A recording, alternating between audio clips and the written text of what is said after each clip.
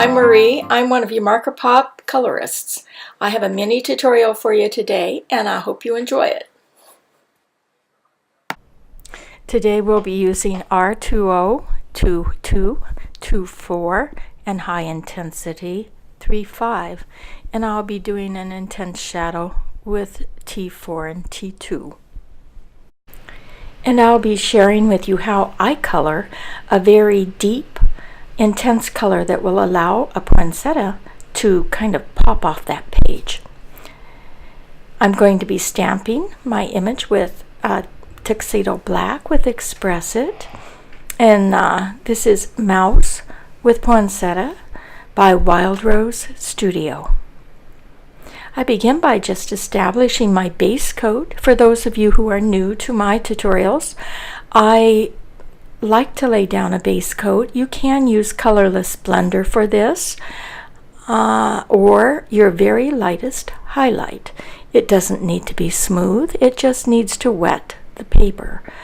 You usually will work in small areas, but I'm going to color the entire flower just because I want to be able to save time on the video. Try to keep them short mini sessions for you. Okay, try to avoid going over it more than once at this step, because every time you lay down another coat, you will lay down more particles and darken your color.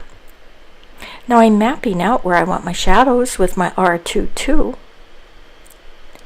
Just any area that a leaf that is under the other leaf, or an area that has any of its light source blocked. Any kind of a cast shadow area. And by mapping this out with my lighter color, it allows me to change it if I feel that I want to shift my shading just a little. I still have time to do that if it just doesn't look quite right to me. Look at your image frequently and see if it's really the way you want to have your coloring, how you want to have your highlights, and how you want to have your shading. Now I'm going to darken this with my R24. I'm just going to basically go over the top of my mapping area. I like where I have my shadows. And a very light touch will do it. You do not need to press very hard on your paper. This paper is so wonderful, so smooth, that the lightest of touch will allow you to lay down color and to easily blend. You don't have a lot of tooth with this paper.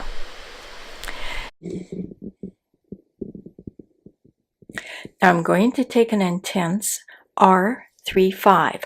You'll notice that my first number went up from a 2 to a 3. That adds more gray. It takes away some of the vibrancy. It adds more gray, and it works great for shadows. I try to keep the second number as close to my first one as possible. Like if it was a 2, 4, the closest I could get was a 3, 5. I think this combo works really well. Use it sparingly. Always your very intense shadowing used very, very sparingly. In order to enhance the poinsettia, and I want it to pop more, I'm going to do a very optional thing. You can try it, see if you like it. I like to add some tea sometimes. We've talked in the past about adding some gray on top of the darkest shadow that you have for those cast shadow areas. And R is a very warm color. T is very similar to a neutral, but it has a little bit more warmth in it. So I chose to use a T this time. And you'll notice toward the latter part of the video that I'm going to be adding some T to those dark cast shadow areas. right on top of my R35.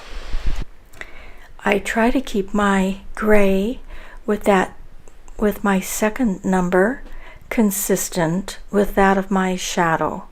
I used a 2, 4, and the closest I could get was a 3, 5. So for my gray shadow, I again am going to use something with the second digit being a 4. So it is a T4.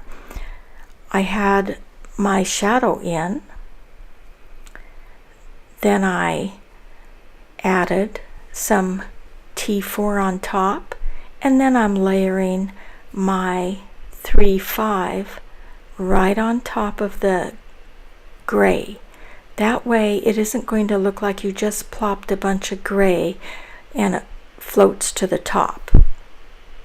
And so now after doing that, I'm just blending out my edges because I'm wanting to get a nice smooth blend so you won't see those lines or areas of kind of demarcation.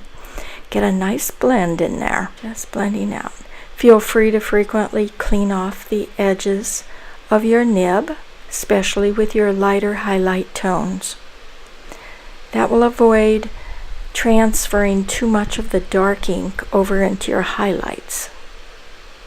Now I'm going to take some Copic opaque ink, and I'm using what I call a liner brush. You'll find they have a nice long brush to it. Again, adding the Copic is optional, but you know me, I'm addicted to my opaque white ink, and but give it a try, see if you like it. And you'll be able to see here my finished card. If you like it, I hope you subscribe and you share and that you like. And thank you so much for watching.